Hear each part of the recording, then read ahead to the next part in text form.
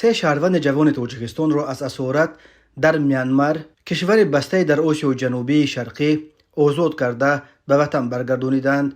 وزارت کارهای خارجه تاجیکستان خبر داد که این سه شهروند جمهوری تاجیکستان که در میانمار قربان قاچاق انسان شده بودند، روز 20 ژانویه سال 2024 در هماهنگی با سفارت تاجیکستان در مالزیا و در همکاری با مقامات شایگری تایلند، سفارت میانمار در مالزیا، همچنین سازمان بین المللی مهاجرت و میسیه بین المللی عدلیه به وطن برگردانیده شدند.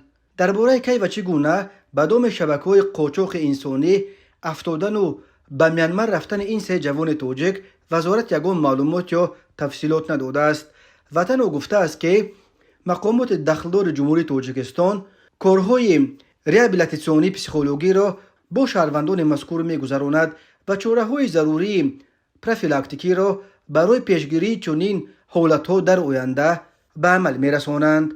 وزارت خارجه تاجیکستان به مقامات کشورهای تایلند و میانمار، اینچنین به سازمان بین المللی مهاجرت و میسیه بین المللی عدلیه برای کمک رسانی شده برای حفظ حقوق و منفعت‌های شهروندان جمهوری تاجیکستان و مساعدت جهت برگردانیدن آنها به وطن اظهار سپاس کرده است. میانمار تا سال 1989 بیرم نام داشت. کشور است با بیش از 50 میلیون اهالی در آسیای جنوب و شرقی. میانمار در قسمت غربی نیم جزیره هندوخطایی جایگیر شده با هندوستان و بنگلادش، چین و لاوس و تایلند هم مرز است. سال 2021 حکومت را در این کشور خونتای حربی غصب کرد. رژیم حاکم در میانمار با سرکوبگری‌های خود نام برآوردند.